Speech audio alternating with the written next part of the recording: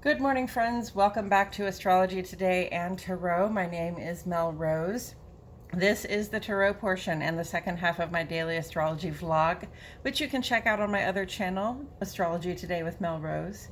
Here I'll discuss the tarot card that sits on the side of the page, then I'll do a quick review of the day's aspects before I play another card that may give us something more to think about. So let's get into it. The tarot card that currently sits on the side of the page has changed. It's been 10 days. And so now we're moving on to the Seven of Wands. The Seven of Wands relates astrologically to the last 10 days or the third decan of the sun's transit in the land of Leo. Leo is a fire sign. Wands in tarot are fire element, and fire element symbolism is still about spark, drive, motivation, enthusiasm, excitability, even sort of restlessness or impatience or impetuous behavior, sort of covered under the umbrella of fire element symbolism.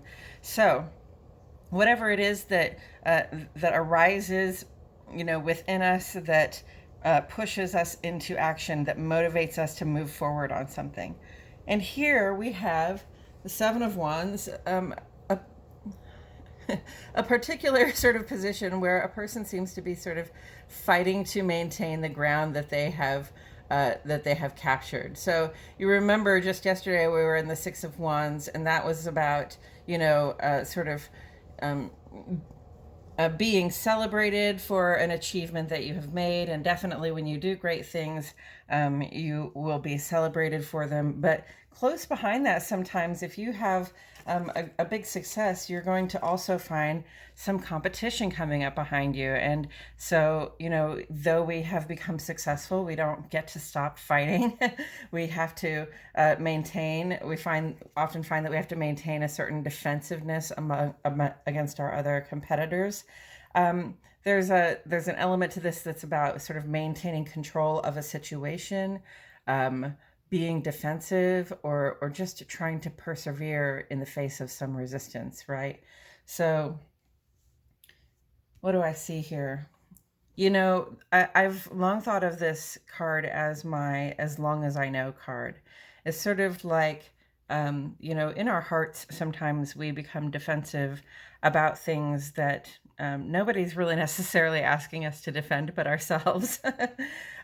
And so, when I feel that way, because, I struggle a little with anxiety, and I'll start getting defensive in my heart and mind about things that nobody's really asking me to defend.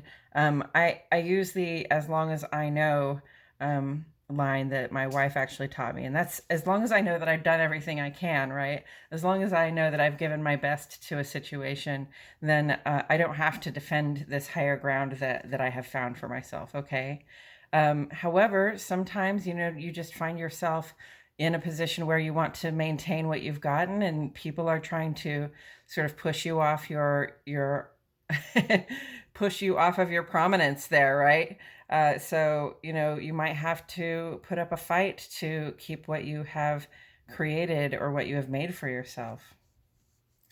And with all of that said, I'm going to shuffle some cards while I remind myself and the cards that the sun is in Leo today. We are entering the last 10 days of Leo. And so in my estimation, it's sort of like our Leo shine, and the sun's sort of dominance of our lives begins to sort of soften to a warm glow, and we can sit back and reflect on how grand it's been to be great, and how great it's been to be grand, and to express and share our beauty and our love and our magnificence with other beautiful, loving, magnificent creatures in the world.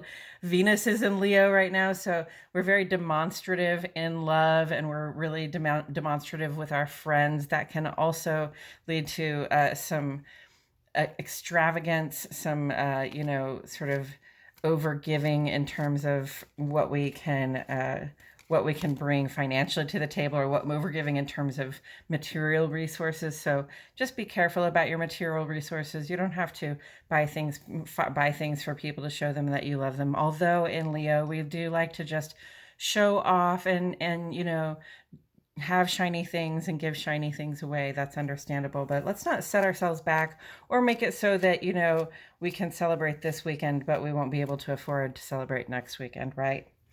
Then the moon is just past the full. We are now in the waning gibbous moon, moving out of Aquarius and into Pisces this afternoon. So, moon in Pisces is the end of the cycle. It's a time, again, for reflection. It's time to kick back and relax and let go a little bit and think about how things have gone over the last month. It's a 2.5-day transit. Aries is going to come up next and we're going to be full speed ahead again. Okay, so take this time to reflect. And the waning gibbous is an appropriate time to reflect too, because we've been celebrating our achievements, what we got done so far. And now we sort of go into this mode of looking back on it and seeing how we liked how things panned out, how we liked how things worked, what we would like to do better the next time, or what we would not like to have happen at all the next time. And that inevitably leads to a conversation in our hearts and minds or with our loved ones at home about what it is that we can go ahead and get rid of, right? In terms of thoughts, attitudes, and dispositions that no longer serve us, but also stuff that is getting in the way of our ability to manifest our dreams in this lifetime. On the moon side of the page, early this morning around 6 o'clock, moon goes square to Mars. That's the void of course moon. So it's the last aspect the moon is making in the sign of Aquarius. Okay. And the moon goes square to Mars. And this can make us like really focused on getting what it is that we desire, but in a way that can have us come across as sort of too assertive, overly impatient, a little short-tempered, and we don't want to come across as being like that, because then people don't want to give us what we're looking for, right? So it's sort of a self-control challenge, all right? We have to check our motivations for going after the things that we're after, and check our motivations for asking in the way that we're asking, right? You can have what you want, but you have to ask for it in an unselfish tone of voice. So void, of course, lasts 7 hours today. This is a time, again, to reflect, to meditate, to journal, to get into your tarot cards, your I Ching, or your creative practices, whatever it is that you do that helps you calm your mind and focus your intent, and then have, those important conversations with yourself and with spirit about how you deal with yourself and how you move forward. Okay, this is really interesting to me because the moon goes square to Mars, and then 7 hours later it goes into Pisces. So Mars rules Aries, which is the sign after Pisces. Pisces is the end of the zodiac. Aries is the beginning. So it's like we want to make a start on something this morning. We feel that in our heart and our home, but we're entering Pisces, and Pisces is not a time to make a start. Pisces is a time to reflect and relax and, think about how things have gone, because when we get into Aries, that's going to be the time to make a start. So we're kind of held up. We feel that urge to get started, but we know we've got a couple of days. We've got to hang out and be cool and relax and let that good moment to get something started come back around to us. On the sun side of the page today, we have a lot of stuff in the ongoing column, including all of our retrograde planets. This list is going to get longer, okay? Pluto, Neptune, Saturn, Jupiter, Chiron. Suffice it to say, friends, that there is a lot of internal work going on. And I say that because, retrograde motion sort of symbolizes a turning within, or a turning of the planetary influences back on ourselves, so that, again, we can reflect on, say, the transformative energies of Pluto, or the steady materialistic vibe of Saturn. And then, we can also reflect on how we engage with those energies in our own hearts and minds and spirit, how we allow those energies to shape us, mold us, change us at this time, okay? And overall, it represents a period of personal growth, especially with so many retrograde planets together at the same time. The personal transformation is practically unavoidable. That's okay. You and I, we reflect on these things. We are empowered to embrace the changes as they come with hope and enthusiasm and optimism and grace and joy. So, in addition to all this retrograde stuff, we have a whole bunch of ongoing aspects. Venus is trine to Neptune and sextile to Mars just through tomorrow, or yeah, just through tomorrow, friends. So we have clarity of purpose right now to dream up whatever beautiful things for ourselves that we desire. And we have the generative power to create something elegant and beautiful and new with our collaborators and any other connections we might make. And Mars is sextile to Neptune now too. And so that's a beautiful, like sexy, sort of sensual vibe that rounds out this whole Venus, Mars, and Neptune triad. We feel bold and we feel loving. We want to connect. Okay, just remember this, that Mars is also square to Saturn here. This is reminding us to not to try to force things that we're dedicated to achieving. Okay, so if you find yourself trying to shove that square peg in a round hole, you may want to just take a break and reconfigure your approach. Also, Venus is opposite to Pluto here. And so if you find yourself feeling jealous, it might be helpful to notice what that jealousy is telling you about what you want, and wise to let the rest of it go. North Node is conjunct to Uranus here. Speaking of having nice things, we've been dealing with uncertainty around getting the resources we want for a couple of years, but this North Node conjunct really amplifies this situation. So, it will help us to remain grounded in gratitude for what we have. It helps us to understand that there truly is enough for everybody. And it will help us also to be flexible about how we get the things that we need and desire, or how we get our needs and desires met. Sun is square to Uranus and therefore square to the entire North Node conjunct Uranus, because conjunct means they're in the same space in the sky at the same time from our perspective, right? So Sun's square here gives us this sort of impending sense of something that's going to happen, and we may not know what it is. And with Uranus involved, it's possibly entirely unpredictable what's going to happen. It's a nervous feeling, it's an excited feeling, it's a lot of anticipation, and it's going to be with us through the 18th. So patience, I guess, or anticipations, right? Sun is also trine to Chiron, and this is a beautiful way of saying that, we have a new way of being in the world. We're discovering a new way of being in the world, okay? We have a new way of walking our walk. We found out that it's so much easier to just let our lights shine than to do all that work to cover them up and to put up defenses against relating to other people. Okay, we don't have to fake anything right now. We don't have to pretend to be positive or pretend to be rich or pretend to be confident in ourselves. We just have to go out and be our beautiful selves in the world, and we will be blessed with that spirited support, that support from spirit when we do that. So with all of that said, I'm going to turn this over. Ooh, we got the Tower. And yes, I know I got the Tower in reverse. I'm not very much in the habit of reading reversals right now. So I'll just give it a good all-around definition. For one thing, the Tower says that we're going through some pretty drastic changes, okay? And it really takes me straight to this Sun square Uranus, which is square that whole conjunct. It just says that, the material resources that we have come to rely on are not so reliable at this time. And also that, something may be about to happen. We may have this sort of spidey sense tingling in the back of our minds that something is about to happen, and it may not be such a good thing, right? It may not be a terribly healthy thing for us to be present for. So remember that stuff happens, right? Bad things even happen, or, it doesn't have to be a cataclysm like somebody got hit by lightning or a building burned down or anything like that.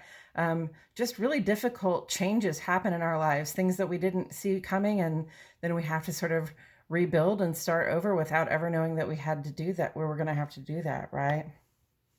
And that's what the Tower is about. It's sort of an ending point. We got a little, I always think of this as like we got a little big for our britches, right? We got a little too confident. And lightning struck that tower and said, no, you can't have this nice thing. Right? So, uh, who's lightning? That's Odin, right? So the god Odin comes down and says, you're getting too tall there. We're going to knock down your pile of bricks and you can start over. Also I see the Mars, because Venus is sextile to Mars. That's a very creative vibe.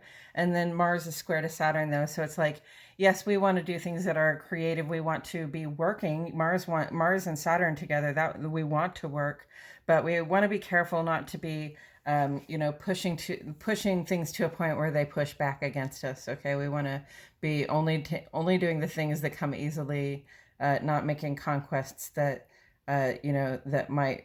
that we can foresee might result in calamity. Taken together with the Seven of Wands, like a good defensive position. What's a good defensive position to be in when the world's going to shit?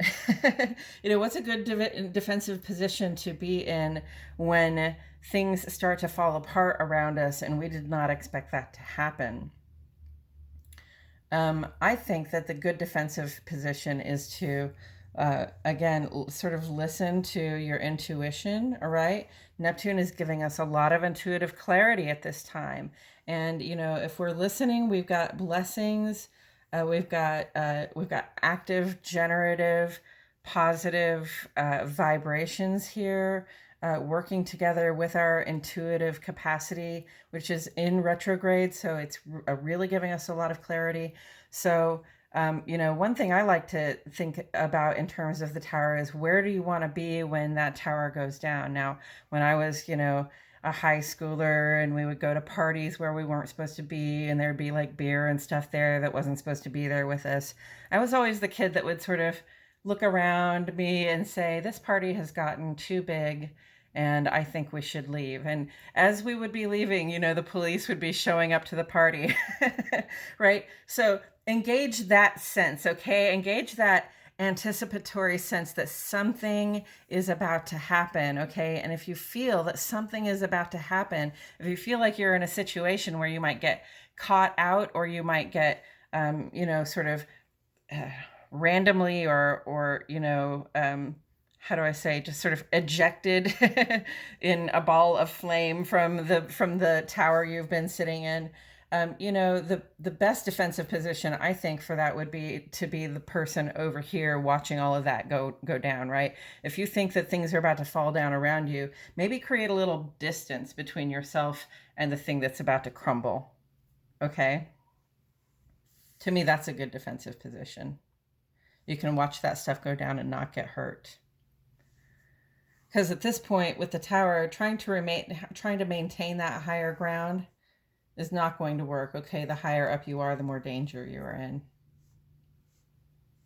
So really just try to listen to your intuitive sense, listen to your sense of changes coming up, your sense of what might be impending, and create a little buffer, okay? Create a little barrier for yourself, between yourself and the cataclysm you foresee.